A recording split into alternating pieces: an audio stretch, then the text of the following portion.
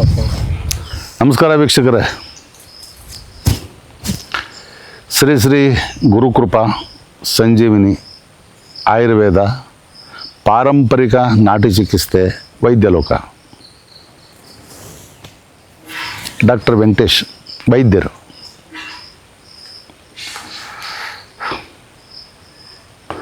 ನೋಡಿ ವೀಕ್ಷಕರೇ,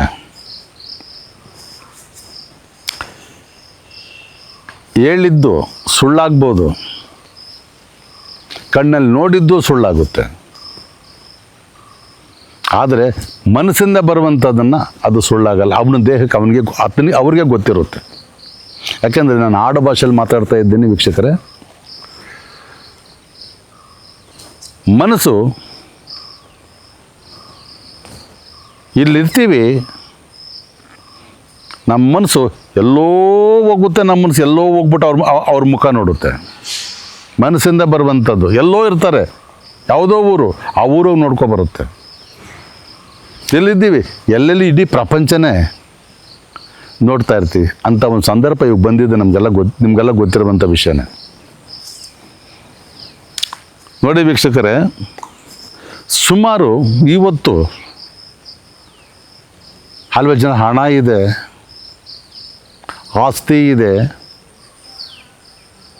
ಬೇಕಾದ ಸಂಪತ್ತೆಲ್ಲ ಭಗವಂತ ಕೊಟ್ಟಿರ್ತಾನೆ. ಎಲ್ಲೋ ಒಂದು ಜಾಗದಲ್ಲಿ ಒಂದು ಚಿಹ್ನೆ ಅನಾರೋಗ್ಯ ಇಟ್ಟಿರ್ತಾನೆ, ಅನಾರೋಗ್ಯನ ಇಟ್ಟಿರ್ತಾನೆ. ಎಲ್ಲ ಕೊಟ್ಟಿರ್ತಾನೆ ಭಗವಂತ. ಅವ್ರ ಪೂರ್ವಜನ್ಮದ ಪುಣ್ಯದ ಫಲ, ಇಲ್ಲ ತಂದೆ ತಾಯಿಗಳ ಆಶೀರ್ವಾದನೋ, ಆ ಪೂರ್ವಜನ್ಮದ ಪುಣ್ಯನೋ, ಇಲ್ಲ ಭಗವಂತನ ಆಶೀರ್ವಾದನೋ, ಇವತ್ತು ಭಗವಂತ ಎಲ್ಲನೂ ಕೊಟ್ಟಿರ್ತಾನೆ. ಆದರೆ ಎಲ್ಲೋ ಒಂದು ಜಾಗದಲ್ಲಿ ಅನಾರೋಗ್ಯ ಇಟ್ಟಿರ್ತಾನೆ. ಇಷ್ಟೆಲ್ಲ ಇರುವಂಥದ್ದನ್ನು ನಾವು ಬಳಸ್ಕೊಳ್ಳೋಕ್ಕಾಗೋದೇ ಇಲ್ಲ. ದುಡ್ಡಿದೆ, ದುಡ್ಡು ತಿನ್ನೋಕ್ಕಾಗಲ್ಲ. ಬೇಕಾದಷ್ಟು ಬಂಗಾರ ಇಟ್ಕೊಂಡ್ರೆ ಬಂಗಾರ ತಿನ್ನೋಕ್ಕಾಗಲ್ಲ. ದುಡ್ಡು ತಿನ್ನೋಕ್ಕಾಗಲ್ಲ, ಬಂಗಾರ ತಿನ್ನೋಕ್ಕಾಗಲ್ಲ. ತಿನ್ನುವಂಥದ್ದು ಆಹಾರನೇ ತಿನ್ನೋಕ್ಕಾಗೋದಿಲ್ಲ. ಅಂತಹ ಪರಿಸ್ಥಿತಿ ಒತ್ತಡಗಳಲ್ಲಿ ಒದ್ದಾಡ್ತಾ ಇರ್ತಾರೆ. ಬೇಕಾದಷ್ಟಿದೆ ದುಡ್ಡು,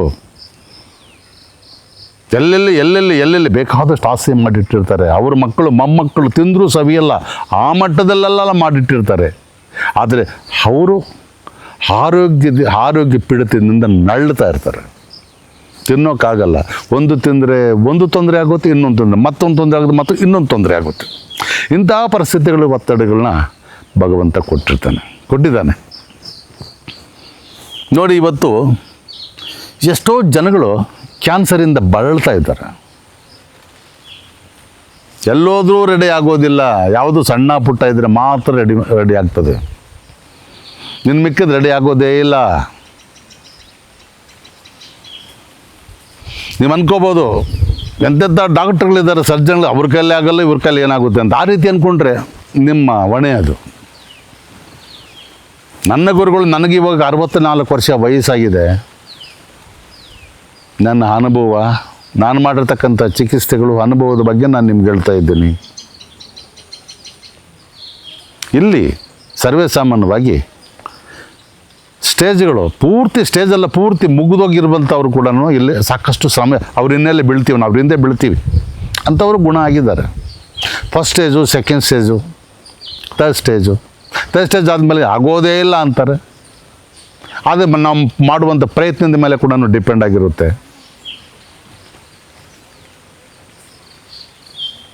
ಯಾವುದೇ ರೀತಿ ಕ್ಯಾನ್ಸರ್ ಆಗಿರಲಿ, ಗರ್ಭದಲ್ಲಿ ಗಡ್ಡೆಗಳಿರಲಿ, ನೆಕ್ಕಲ್ಲಿ ಗಡ್ಡೆಗಳಿರಲಿ, ಸ್ಟೊಮಕಲ್ಲಿ ಗಡ್ಡೆಗಳಿರಲಿ, ಬೌನ್ಸಲ್ಲಿ ಒತ್ತಡ ಇರಲಿ, ಕ್ಯಾನ್ಸರು ಅಂತಕ್ಕಂಥದ್ದಕ್ಕೆ ನಮ್ಮಲ್ಲಿ ಮೆಡಿಸಿನ್ ಇದೆ. ಸಿಂಪಲ್ಲಾಗಿದೆ, ಅತಿ ದೊಡ್ಡ ದುಡ್ಡೇನೂ ಅಲ್ಲ, ಸಿಂಪಲ್ಲಾಗಿದೆ. ಇಲ್ಲ ಇಟ್ಕೊಂಡು ಕೂಡ ನಾವು ಅವರಿಗೆ ಉಪಚಾರಗಳು ಮಾಡುವಂಥದ್ದು ಇದೆ, ಕೊಟ್ಟು ಕಳಿಸುವಂಥದ್ದು ಕೂಡ ಇದೆ. ಎಲ್ಲ ಇಟ್ಕೊಂಡು ಉಪಚಾರ ಮಾಡ್ತೀವಿ. ಎಲ್ಲ ಹೊರಗಡೆ ಕೂಡ ನಿಮ್ಮ ಮನೆಗೆ ಕೊಟ್ಟು ಕಳಿಸ್ಬಿಟ್ಟು ಕೂಡ ಅಲ್ಲಿ ಕೂಡ ನೀವು ಉಪಚಾರ ಮಾಡ್ಬೋದು. ಆ ಮಟ್ಟದಲ್ಲಿ ಕೂಡ ಕ್ಯಾನ್ಸರ್ ಮೆಡಿಸಿನ್ ನಮ್ಮಲ್ಲಿ ಇದೆ. ಬಂದು ನಿಮ್ಮ ಕ್ಯಾನ್ಸರ್ ಇರುವಂಥವ್ರು ಬಂದು ನಮ್ಮಲ್ಲಿ ವೈದ್ಯನ ಚಿಕಿತ್ಸೆನ ನೀವು ಪಡ್ಕೋಬೋದು. ವಿಳಾಸ ಬೆಂಗಳೂರಿಂದ ಬರುವಂಥವ್ರಿಗೆ ಮೈಸೂರು ರೋಡ್ ಕುಮ್ಮಲ್ಗೋಡಿಂದ 2ನೇ ಸ್ಟಾಪು ಕಣ್ಮಿಣಿಕಿ, ಒಳಗಡೆ ಬಂದರೆ ಭದ್ರಾಪುರ ಅಂತ ಒಂದು ಹಳ್ಳಿ ಇದೆ. ಅಲ್ಲಿ ಶ್ರೀ ಶ್ರೀ ಗುರು ಕೃಪಾ ಸಂಜೀವನಿ ಹಾಸ್ಪಿಟ್ಲು ಅಂತ ಕೇಳಿದ್ರೆ ಯಾರು ಬೇಕಾದರೂ ಹೇಳ್ತಾರೆ. ಅಲ್ಲಿ ನಂಬರ್ ಇದೆ, ನಂಬರ್ಗೆ ನೀವು ಫೋನ್ ಮಾಡಿ ಬರ್ಬೋದು ವೀಕ್ಷಕರೇ. ಮೈಸೂರಿಂದ ಬರುವಂಥವ್ರಿಗೆ ಹೆಜ್ಜಾಲದಿಂದ 2ನೇ ಸ್ಟಾಪು ಕಣ್ಮಿಣಿಕಿ. ಇಲ್ಲಿ ಬನ್ನಿ ವೀಕ್ಷಕರೇ, ಎಲ್ಲ ರೀತಿ ವೈದ್ಯಗಳು ಇಲ್ಲಿದೆ. ಎಲ್ಲ ಗಿಡಮೂಲಿಕೆಗಳು ನಾವೇ ಇಲ್ಲಿ ಬೆಳೆಸ್ಕೊಂಡಿದ್ದೀವಿ. ಈ ಗಿಡಮೂಲಿಕೆಗಳು ಯಾಕೆ ಬೆಳೆಸ್ಕೊಂಡಿದ್ದೀವಿ ಅಂದರೆ ಅಲ್ವೇ ಸಂಜೀವನಿ ಮೂಲಿಕೆಗಳು ಸಹ ನಮ್ಮಲ್ಲಿ ನಾವು ಬೆಳೆಸ್ಕೊಂಡಿದ್ದೀವಿ. ಎಲ್ಲ ರೋಗಗಳು ಕೂಡ ಇಲ್ಲಿ ಮೂಲಿಕೆಗಳಿದ್ದಾವೆ. ಸಿಗಲಿಲ್ಲ ಅಂದ್ರೂ ಕೂಡ ಹೊರಗಡೆಯಿಂದ ಕೂಡ ಅನುಭವ ಇದೆ, ಅನುಭವದಿಂದ ಕೂಡ ತಂದು ಕೂಡ ಅದಕ್ಕೆ ಯಾಕೆಂದರೆ ಉಪ್ಪು ಖಾರ ಹುಳಿ ಸೇರಿದಾಗಲೇ ಅದು ರುಚಿ ಬರೋದು. ಆ ಮಟ್ಟ ಕೂಡ ನಿಮಗೆ ನಾವು ಅನುಭವದಿಂದ ನಿಮ್ಮ ಔಷಧಿಗಳನ್ನ ಉಪಚಾರಗಳನ್ನ ನಾವು ಮಾಡ್ತೀವಿ ವೀಕ್ಷಕರೇ. ಇಲ್ಲಿ ಎಲ್ಲ ರೀತಿ ಗಿಡಮೂಲಿಕೆಗಳಿದೆ. ಬಂದು ನೀವು ಪಡ್ಕೊಂಡು ನಿಮ್ಮಲ್ಲಿರ್ತಕ್ಕಂಥ ಹಲವೇ ಅನಾರೋಗ್ಯದ ಸಮಸ್ಯೆಗಳನ್ನ ಇಲ್ಲ ಬಗೆಹರಿಸ್ಕೋಬೋದು ವೀಕ್ಷಕರೇ. ನಮಸ್ಕಾರ ವೀಕ್ಷಕರೇ.